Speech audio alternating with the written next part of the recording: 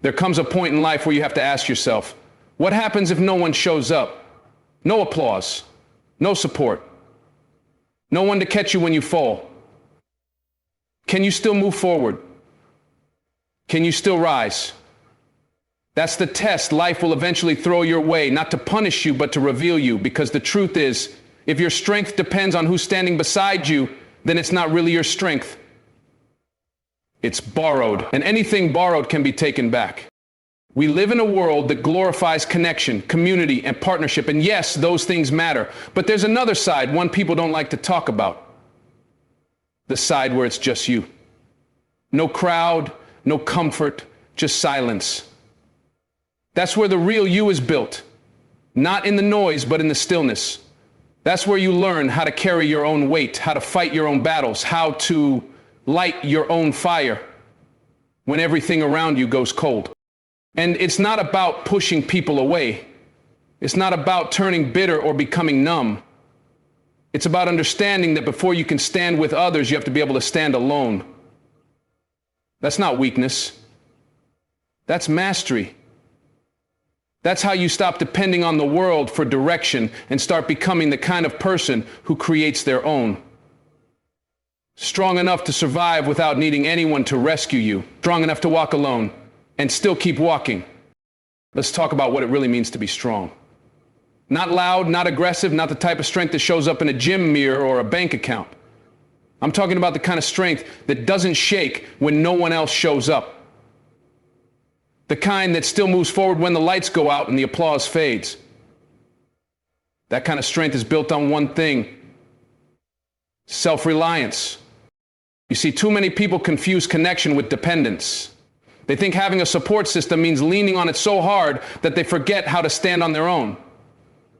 And don't get me wrong, there's nothing wrong with community.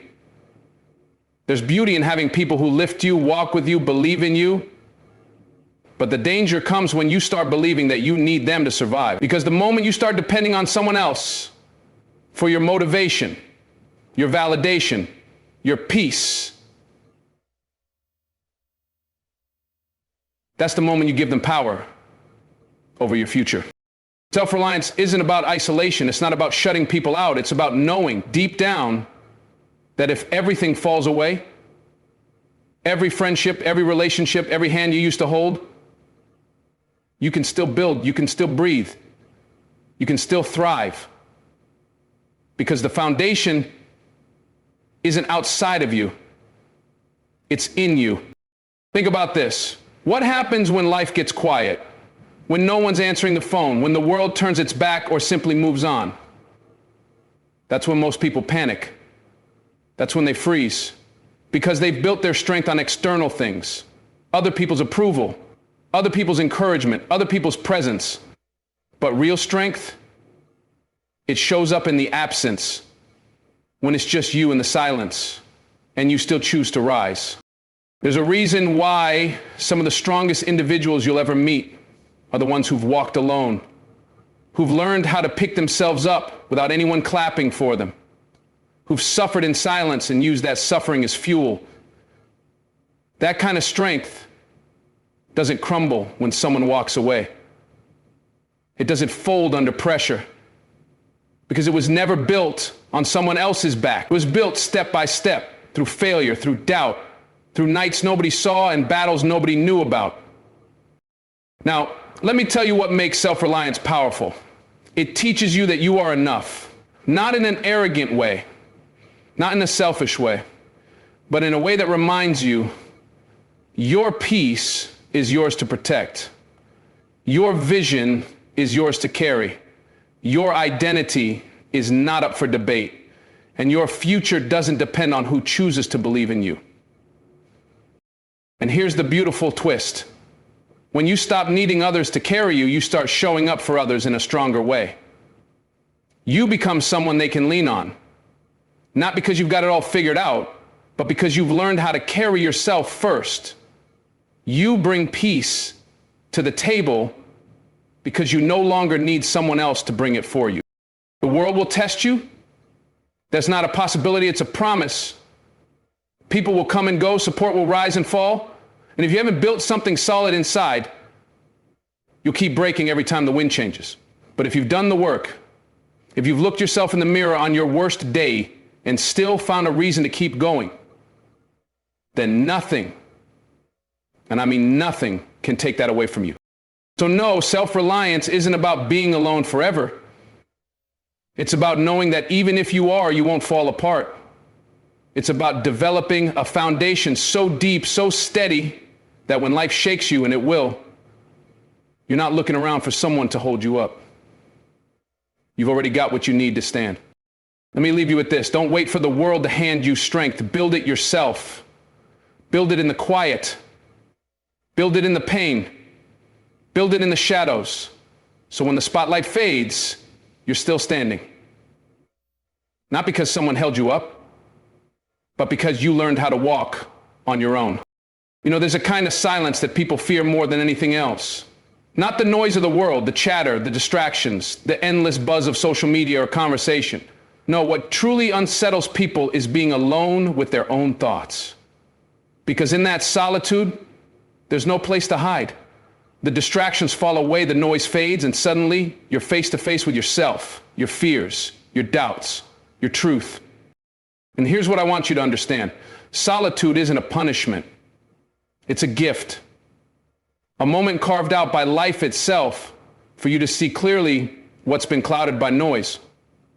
It's in those quiet spaces that you find clarity. Not the kind you get from others, but the kind that comes from deep within.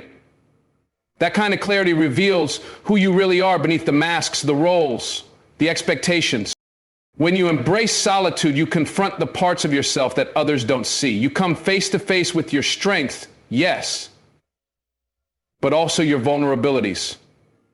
And that's not easy. Most people run from vulnerability thinking it's a weakness. But I'm here to tell you, vulnerability is the gateway to power. Because only by knowing what you fear, what holds you back, and what wounds you carry, can you begin to heal and grow beyond them. It's like this. If you never stop to listen to yourself, if you're always seeking external approval or drowning out your own voice with noise, then you're living on borrowed clarity. You're reacting to the world instead of responding from your own center. And that's exhausting. That's unstable. The world will always throw you curveballs, but if your inner foundation is shaky because you never took time to build it in silence, you'll be knocked down every time.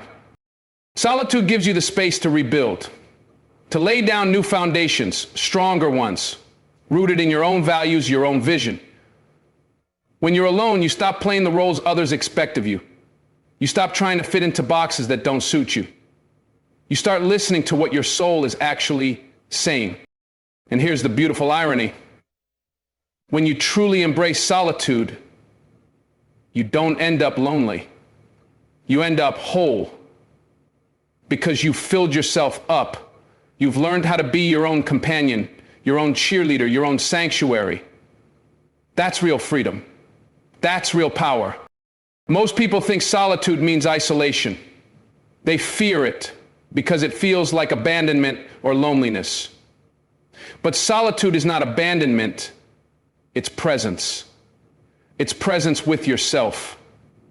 And if you can't stand in your own presence, then you'll always feel lost in the presence of others. The truth is, nobody can live your life for you. Nobody can do the hard work inside your heart and mind. That's yours. And it's a journey that's best taken in moments of solitude, when you can hear your own heartbeat over the noise of the world. So don't run from being alone. Don't see it as a curse or a punishment. See it as the training ground for your spirit. When you learn to be comfortable alone, you stop depending on others to define your worth. You stop needing constant reassurance. You start to live from a place of inner strength and peace. And when you carry that peace with you, you bring a new energy into every room you enter. You're no longer searching for approval because you found it within. You're no longer afraid of silence because you've learned how to listen. And that makes you unstoppable. So I want you to ask yourself, how often do you truly stop? Not just physically, but mentally. When was the last time you allowed yourself to sit with your thoughts without distraction, without judgment, without rushing away from discomfort? Because in those quiet moments, your greatest growth awaits. The kind of growth that can't happen in crowds or noise. the kind that transforms you from inside out. I'll leave you with this. Solitude is not the enemy of strength, it is its birthplace. When you learn to be still with yourself, you unlock the clarity and courage to stand tall, no matter what the world throws your way. Embrace the silence. It's where your true power begins. You know, life has this way of testing us, putting us through fires we never asked for, but somehow need to walk through. Hard times don't just knock on the door, they batter it down. And if you want to be strong enough to survive alone, you have to understand something fundamental. Hard times aren't obstacles. They're the very tools that build your inner muscle. Let me be clear. Survival isn't about just getting by physically. It's about what happens inside your mind and heart. It's about emotional control, discipline, and mental toughness. Those qualities don't appear out of nowhere. They're forged in moments of struggle, pain, and challenge. Think about the strongest people you know. Not the ones who had the easiest paths, but the ones who walked through storms and came out the other side standing taller. That's no accident. See, when life pushes you to the edge, you're forced to look inside and ask, what am I made of? What will I do when everything I relied on disappears? It's a raw question. One that doesn't let you hide behind excuses or distractions. And the answer is, the moment you either break or you grow. The pain you feel, the setbacks you face, they are not signs that you're weak or failing. They are signposts pointing to areas where you need to build strength. Every struggle is a lesson disguised as hardship. Every failure is an invitation to rise, better prepared than before. Let me tell you something many people don't want to hear. Comfort is the enemy of growth. When you stay in safe zones, you might feel okay, but you're not getting stronger. It's the pressure of adversity that forces you to develop resilience, the ability to bounce back, to adapt, to keep going when you feel like giving up. It's like training a muscle. You don't get strong by lifting light weights. You get strong by pushing yourself, by embracing discomfort, by pushing past the limits you thought you had. And just like muscles, your mind and spirit grow stronger only when tested. Now, this is where most people get it wrong. They think suffering is something to avoid at all costs. But here's the truth. Suffering, when faced with courage, becomes your greatest teacher. It shows you what you value, what you're willing to fight for, and what you refuse to let break you. Of course, surviving hard times isn't easy. It demands discipline, not just in what you do, but in how you think. It means training your mind to focus on solutions instead of problems, to seek growth instead of excuses. It means developing emotional control so that fear, anger, or despair don't rule your decisions. You learn that mental toughness is about choice, choosing to stand up day after day, even when your body is tired and your spirit is bruised.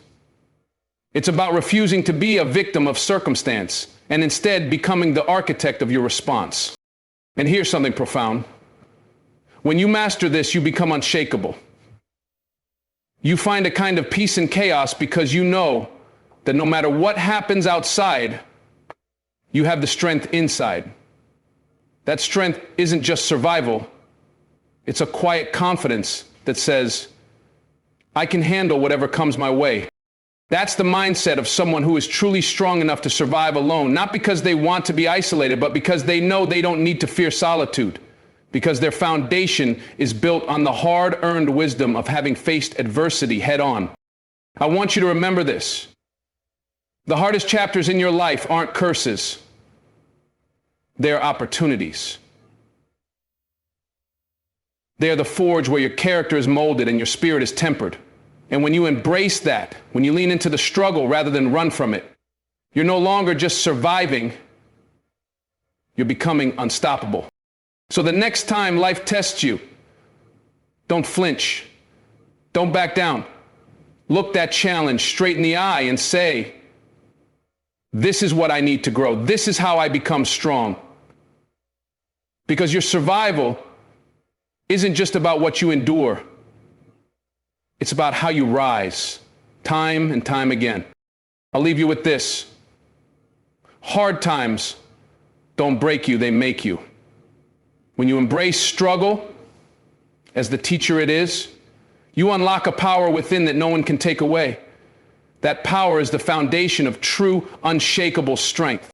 You know, there's a subtle difference between detachment and isolation. And understanding that difference is one of the greatest lessons in becoming strong enough to survive alone. Many people fear being alone because they confuse it with loneliness. They think walking alone means they're isolated, cut off, rejected. But real strength comes when you realize detachment isn't about pushing people away. It's about freeing yourself from the need to depend on others for your peace, your identity, your happiness. Let's unpack that. Detachment isn't about coldness or apathy. It's not about shutting down your emotions or becoming indifferent to those around you. Instead, it's about developing a kind of inner freedom where your sense of self isn't tied to anyone else's approval or presence. You love, you connect, you build relationships. But your emotional well-being doesn't hang in the balance of whether those connections stay or go. Imagine a tree rooted deep in the earth. The wind can blow fiercely, storms can rage, but because the roots run deep, the tree stands tall. Detachment is like those roots. It's the deep internal grounding that lets you weather loss, rejection, disappointment without losing yourself. It doesn't mean you don't feel pain. It means you don't allow that pain to consume you or define you. This kind of detachment is crucial because when you depend on others to fill a void inside you, you're always vulnerable to loss. And loss is inevitable. People change, circumstances shift, life unfolds unpredictably. If your happiness or confidence depends on external factors, you're building on shaky ground. But when you cultivate detachment, you create a safe space inside yourself, a sanctuary you can return to no matter what's happening outside. Now, this doesn't happen overnight. It's a process of learning to sit with discomfort, learning that you don't need to react emotionally to every situation, learning to observe your feelings without letting them control you. It's about emotional discipline, choosing your response instead of being swept away by impulse or fear. And this discipline brings freedom, because freedom is the ability to live without fear of abandonment, without craving constant validation, without being tossed around by every emotional wave. Detachment teaches you to love fully, but not lose yourself in love. To care deeply, but not at the cost of your peace. Philosophically, this touches on something profound, the difference between attachment and love. Attachment binds you. It makes you needy, dependent, fearful. Love, in its purest form, liberates. It allows connection without chains.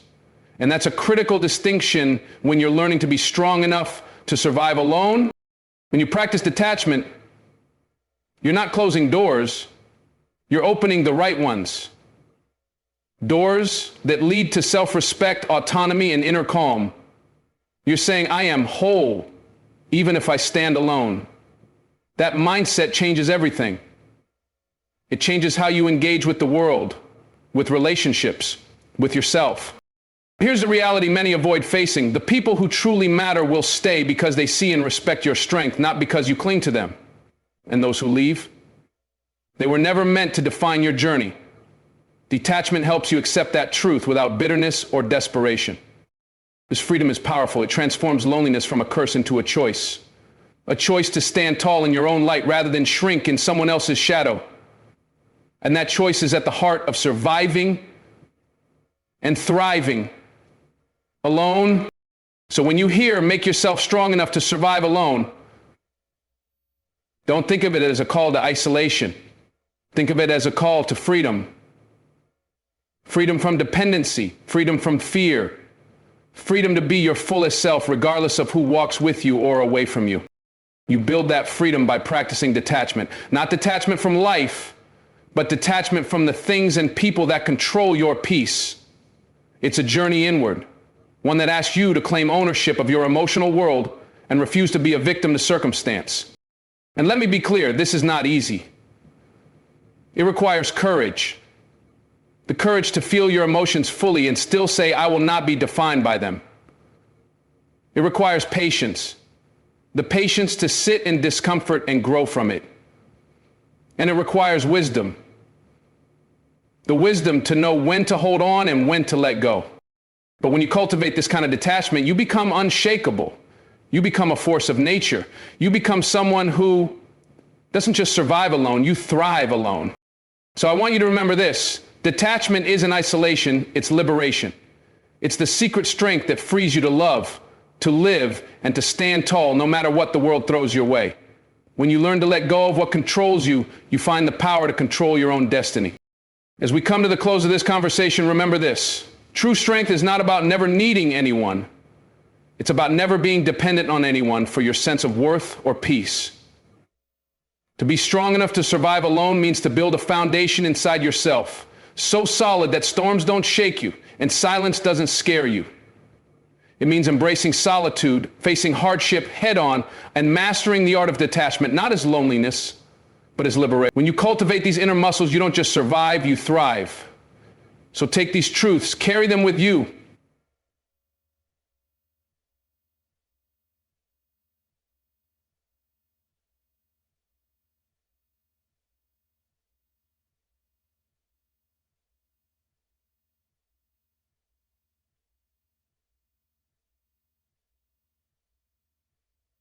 Your journey to becoming unshakable starts now. Your journey from becoming unshakable starts now.